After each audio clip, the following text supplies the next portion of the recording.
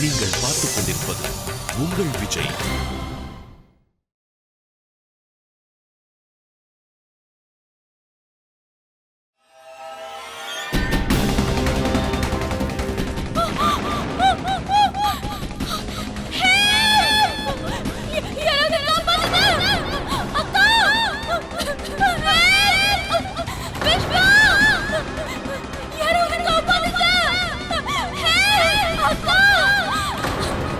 என் மனசுக்கு ஏன் இப்படி தோணுது? மாலதி நல்லதானே இருக்கா? அவளுக்கு எதுவும் பிரச்சனை இல்லையே. நான் போய் நேர்ல அவளை பாக்குறேன்.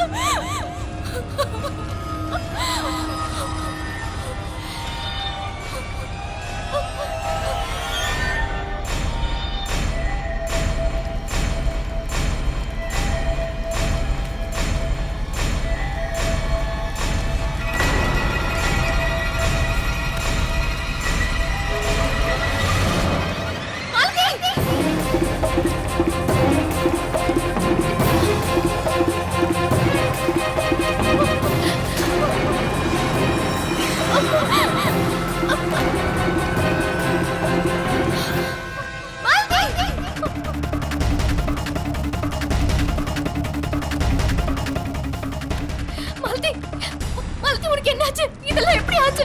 மாலதி, மாலதி,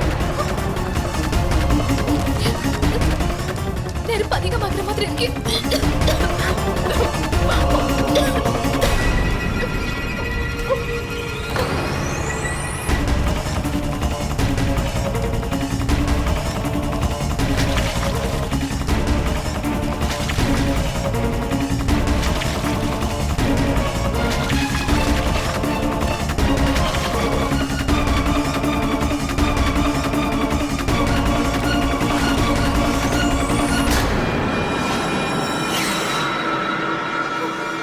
மாலதி, மாலதி, இதெல்லாம் எப்படி ஆச்சு? மாலதி, நீ நல்லதானே இருக்க? உனக்கு ஒண்ணும் இல்லையே? மாலதி, எழுந்து, எழுந்து மாலதி, எழுந்து.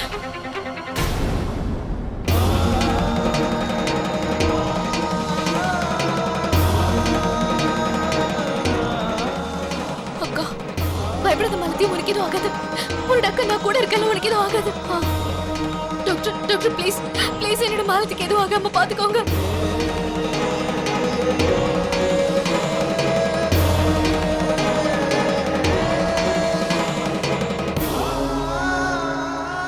நீங்க ப்ளீஸ் இங்கே இருங்க. இல்ல டாக்டர், என்னோட தங்கச்சி மயக்கமா இருக்கும்போது என்னால எப்படி இங்க இருக்க முடியும்? எங்க மேல நம்பிக்கை வைங்க, அப்புறம் எங்களை ட்ரீட்மெண்ட் ஆரம்பிக்க விடுங்க ப்ளீஸ். ஒருவேளை நான் என்னோட மனசு சொல்றதை கேட்கலனா மாலதி நிச்சயமா என்னால காப்பாத்திருக்கவே முடியாது. ஏன் இப்படி எல்லாம் நடக்குது? மாலதியால அங்க எதுவுமே சமாளிக்க முடியாம ரொம்ப கத்திக்கிட்டு இருந்தா. நான் மட்டும் போலனா, கடவுளே உங்களுக்கு ரொம்ப நன்றி. ஒருவேளை நீங்க மட்டும் சரியான நேரத்துக்கு என்ன அங்க அனுப்பலன்னா இந்நேரம் மாலதிக்கு ஏதாவது.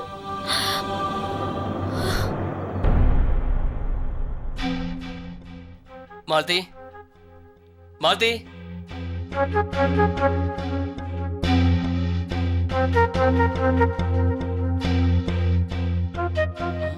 மாலதி,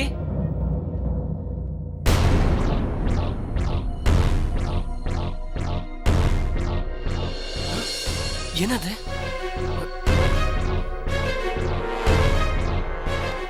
இங்க நெருப்பு எப்படி பிடிச்சது? மாலதி, சரி ஃபோன் பண்ணுவோம்.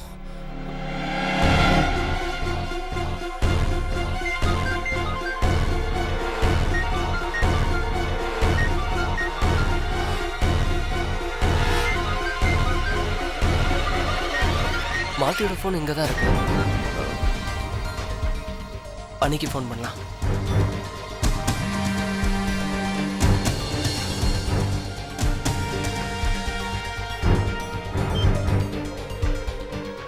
அண்ணியும் ஃபோன் எடுக்க மாட்டேங்கிறாங்க. மாலதி எங்க போயிருப்பா?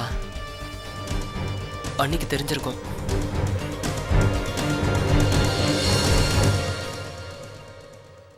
I am sorry mister Vinay. ஃபோனில் பேசிட்டு இருக்கும்போதே விஸ்வா கேட்டுருவாரு நான் கவனிக்கவே இல்லை. அது மட்டும் இல்லாமல் இந்த மாதிரி நடக்கணும்னு எதிர்பார்க்கவே இல்லை. இங்க பாருங்க தினேஷ்குமார், இதுல உங்க தப்பு எதுவும் இல்ல. நீங்க நான் சொன்னதுனால தான் அந்த பார்ட்டிக்கே வந்தீங்க. விஸ்வாவோட பாட்டை கேட்டு நல்லா இருந்ததுனால கான்ட்ராக்ட்ல சைன் பண்ண சொன்னீங்க. இதுக்கு மேலே உங்களால என்ன பண்ண முடியும்? ஒருவேளை நீங்கள் தப்பாக நினைக்கலாம் நான் உன்னை கேட்கவா?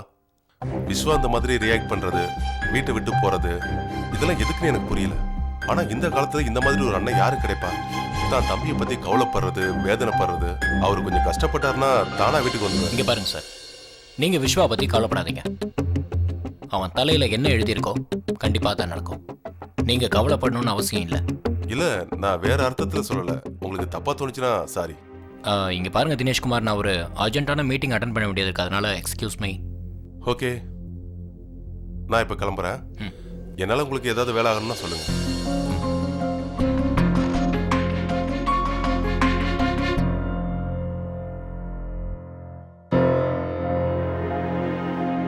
Mrs Jeevitha, please relax. உங்கள் தங்கச்சி ரொம்ப நல்லா இருக்காங்க. ரிலாக்ஸ். டாக்டர் டாக்டர் மாலதிக்கு மயக்கம் தெளிஞ்சிருச்சா? கொஞ்ச நேரத்தில் மயக்கம் தெளிஞ்சிடும். ஆக்சுவலி அவங்க கொஞ்சம் அதிர்ச்சியில் இருந்ததுனால தான் அன்கான்ஷியஸாக இருக்காங்க. அடியெல்லாம் ஒன்றும் பெருசாக படலை. அவளுக்கு முழுக்கம் எதுவும் இல்லையே. அவளுக்கு அடிப்பட்ட வரைக்கும் எல்லாமே சீக்கிரமா சரியாயிடும்ல? கண்டிப்பாக. அப்புறம் அந்த சின்ன சின்ன காயமெல்லாம் மருந்து மாத்திரையெல்லாம் சாப்பிட்டா சரியாயிடும். நீங்கள் எதுக்கும் கவலைப்படாதீங்க. அப்புறம் ஒன்று மட்டும் நல்லா ஞாபகம் வச்சுக்கோங்க, நிறைய ரெஸ்ட் எடுக்கணும். அப்புறம் எந்தவித ஸ்ட்ரெஸ்ஸும் இருக்கக்கூடாது.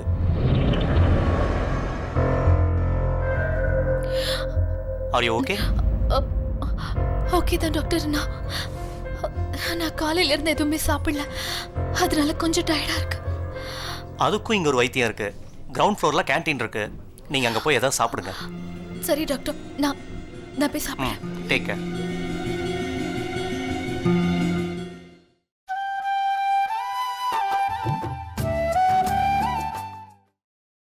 நீங்கள் பார்த்துக் கொண்டிருப்பது உங்கள் விஜய்.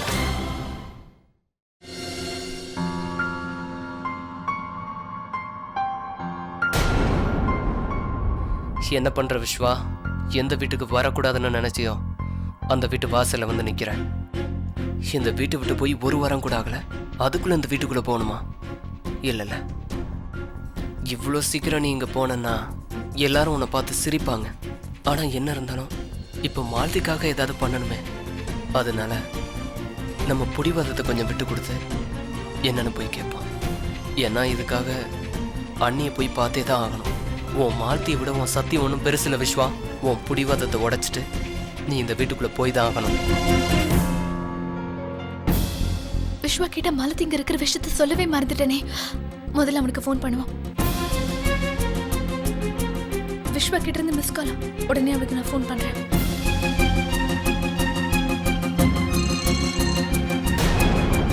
அண்ணி ஃபோன் பண்றாங்க. அண்ணி, அண்ணி நீங்க எங்க இருக்கீங்க? மாலதி எங்க இருக்கா? அவுட் ஹவுஸ்லயும் இல்ல. மாலதி ஃபோன் கூட வீட்ல இருக்கு. விஸ்வா ஹாஸ்பிட்டல்ல இருக்கும். என்ன ஹாஸ்பிட்டல்லையா? அவளுக்கு என்னாச்சு?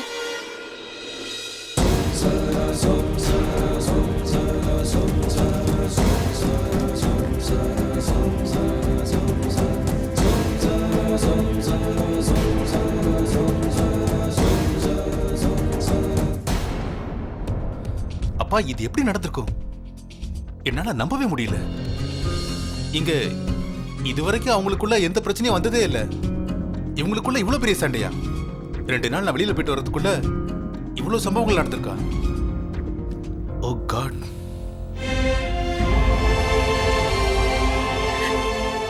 அண்ணி, நீங்க கவலைப்படாதீங்க. இப்ப நான் வந்துட்டேன்ல, எல்லாத்தையும் சரி பண்ணிடுறேன். அவங்ககிட்ட நம்ம எல்லாரும் பேசி பார்க்கலாம். இல்ல நானே பேசுறேன், நீங்க கவலைப்படாதீங்க அண்ணி. பேசி எந்த பிரயோஜனமும் இல்ல. விஸ்வா அப்பாவோட பேச்சையே கேட்கல, உன் பேச்ச மட்டும் எப்படி கேட்பான்? அண்ணி சொல்றது உண்மைதான் சுந்தர். ஒருவேளை அவனை பேசி புரிய வைக்க முடியும்னு சொன்னா எப்பவோ புரிஞ்சுக்கிட்டு இருப்பான்ல. என்னன்னு தெரியல, இந்த வீட்டுல இருக்கவங்களுக்கு அடிக்கடி பிரச்சனைகள் வந்துகிட்டே இருக்கு.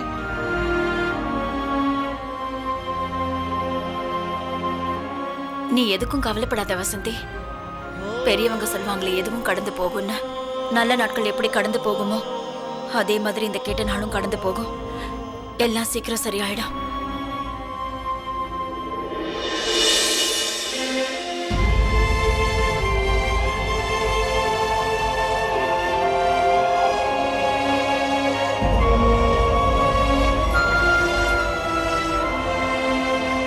என் ஒய்ஃப் எப்போ கண் திறப்பா? அவளுக்கு எதுவும் இல்லைல்ல? இது ஒரு சின்ன கேஸோட மைனர் ஃப்ராக்சர் தான் மிஸ்டர் விஸ்வா. நீங்கள் கவலைப்பட வேண்டிய அவசியமே இல்லை. நான் மிஸ்ஸஸ் ஜீவிதா கிட்டேயும் இதே தான் சொல்லிட்டு இருந்தேன்.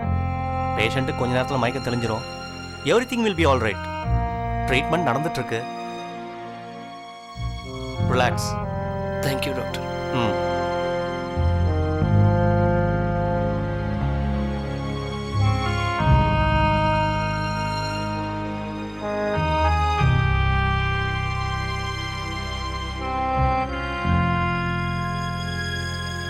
அண்ணே, தேங்க்யூ ஸோ மச். ஒருவேளை நீங்கள் மட்டும் அங்கே இல்லைன்னா மாலதிக்கு என்ன ஆயிருக்குன்னே தெரியாது. நீங்கள் மாலதி எங்கே கூட்டிகிட்டு வந்து இங்கே அவள் கூடவே இருந்திருக்கீங்க. அதுக்காக ரொம்ப ரொம்ப நன்றி. இப்போ நான் இங்கே வந்துட்டேன். மாலதியை நானே பார்த்துப்பேன். ப்ளீஸ் நீங்கள் போயிடுங்க. விஸ்வா, மாலதி விட்டுட்டு என்னால இங்கே போக முடியாது. இதை பாருங்க நீ, மாலதி ஒன்றும் தனியா இல்லை. அவ புருஷன் கூட இருக்கான். ஒருவேளை நீங்க இங்க இருந்து போகலன்னா உங்க புருஷன் தப்பா நினைச்சுப்பாரு. இன்னொரு பிரச்சனை உருவாகிறத நான் ஒருபோதும் விரும்பல. அதனால ப்ளீஸ் அண்ணி இங்க இருந்து போயிடுங்க. விஸ்வா, நீ என்ன பேசிட்டு இருக்க விஸ்வா? என்னால மாலதியை விட்டுட்டு எப்படி? ப்ளீஸ் அண்ணி, நான் தான் சொன்னேன்ல, மாலதியை நான் பார்த்துப்பேன். உங்களை விட பொறுப்பா பத்திரமா அவளை நான் பார்த்துப்பேன். தயவு செஞ்சு நான் என் கடமையை நிறைவேற்ற விடுங்க. ஒருவேளை நீங்க இங்க இருந்தீங்கன்னா நான் தலையை குனிஞ்சிட்டு இருப்பேன். அப்புறம் மறுபடியும் அண்ணா என்ன அதிகமா பேசுவார். அதனால ப்ளீஸ் நீங்க இங்க இருந்து போயிடுங்க.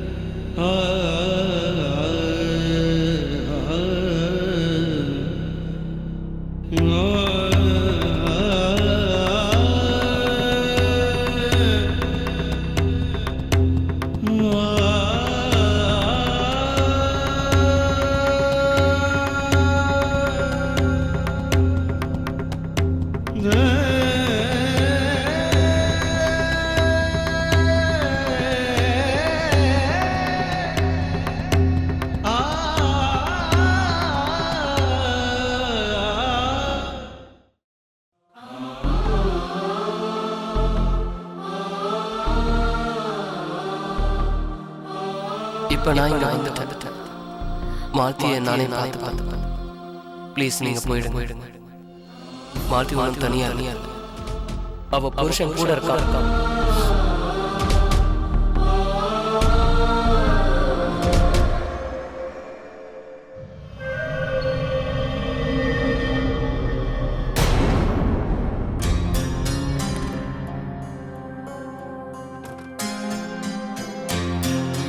எப்படி இருக்காங்க?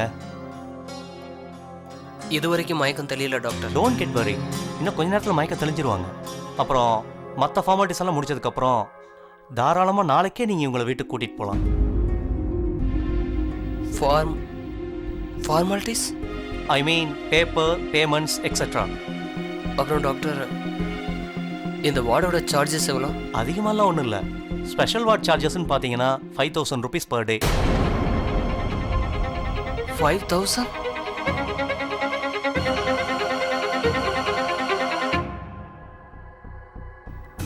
ஐயோ, நான் வினய்க்கு ஃபோன் பண்ணவே மறந்துட்டேனே.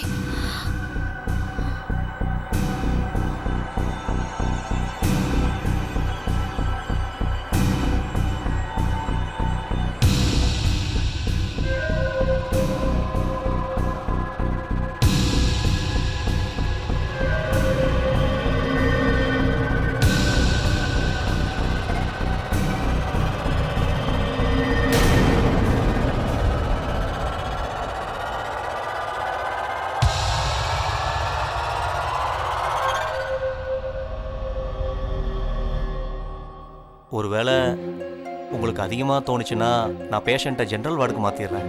அதில் நீங்கள் வெறும் 500 ருபீஸ் கொடுத்தீங்கன்னா போதும். No doctor, it's okay. எங்கே இருக்கட்டும், நான் பேமெண்ட் ரெடி பண்ணுறேன். ம்.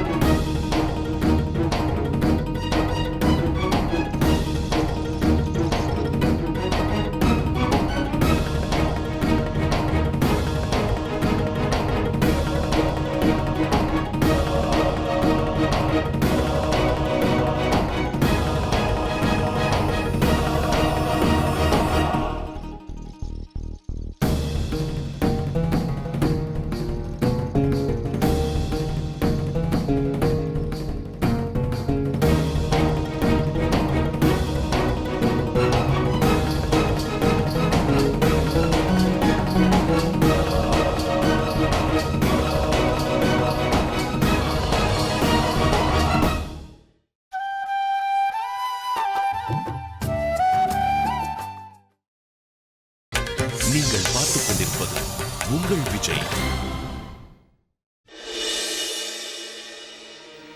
அக்கா அக்கா ஹலோ, நீங்கள் எப்படி ஃபீல் பண்ணுறீங்க? டாக்டர் எங்க அக்கா எங்க? உங்கள் அக்கா போயிட்டாங்க. அப்புறம் உங்கள் ஹஸ்பண்ட் இங்கே தான் இருக்காரு. அப்புறம் பேமெண்ட் ரெடி பண்ணிட்டு வரேன்னு இப்போ தான் வெளியில் போனார். பேமெண்டா?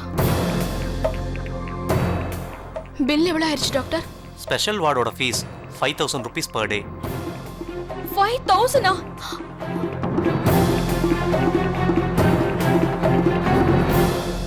இல்ல இல்ல, இது ரொம்ப ஜாஸ்தி. டாக்டர், இங்க ஜெனரல் வார்டும் இருக்குல்ல? ஆமாம் இருக்கு. ஆனால் உங்கள் ஹஸ்பண்ட் இங்கே தான் உங்களை இருக்கணும்னு சொல்லியிருக்காரு. அட, பேஷண்ட் நான் தானே டாக்டர், அதனால நான் தானே டிசைட் பண்ணணும் எங்க இருக்கணும்னு. நான் ஜெனரல் வார்டில் தான் இருக்க போறேன். ப்ளீஸ் நீங்க என்ன அங்க ஷிஃப்ட் பண்ணுங்க. சரி. இங்க பாருங்க டாக்டர், இங்கெல்லாம் ஏசி இருக்குல்ல, எனக்கு ஏசினாலே ரொம்ப அலர்ஜி. இன்னும் கொஞ்ச நேரத்துல இருமல், ஜலதோஷம் எல்லாமே ஸ்டார்ட் ஆயிடும். அப்புறம் கை ஃப்ராக்சரை என்னால தாங்கிக்க முடியும், ஆனா மூளை மட்டும் ஃப்ராக்சர் ஆனா என்னால தாங்கிக்கவே முடியாது. உண்மைதான் டாக்டர்.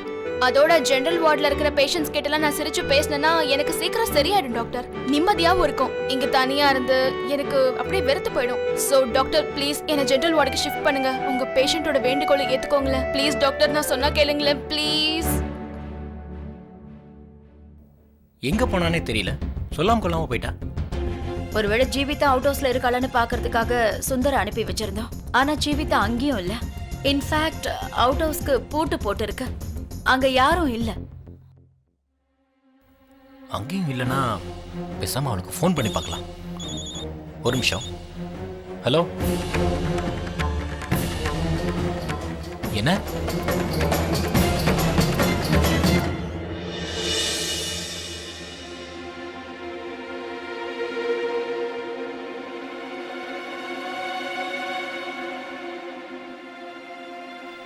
நல்ல வேளை, தேங்க் காட். 5000 ரூபாய் பில்ல இருந்து நான் தப்பிச்சிட்டேன். ஆனா கை வேற உடைஞ்சிருக்கே. இது சரியாக எத்தனை நாள் ஆகும்? இது வெறும் சின்ன ஹெட்லைன் ஃப்ராக்சர் தான். கொஞ்ச நாள் இந்த கட்டெல்லாம் அவுத்துருவாங்க, அப்புறம் எனக்கு சரியாயிடும். ஆனா ஒரு விஷயம் எனக்கு புரிய மாட்டேங்குது. அக்கா எதுக்காக என்ன ஹாஸ்பிட்டல்ல தனியா விட்டுட்டு போயிட்டா? எனக்கு மயக்கம் தெளிய வரைக்கும் அவளால காத்துட்டு இருக்க முடியாதா? இல்ல, என்னால நம்பவே முடியல.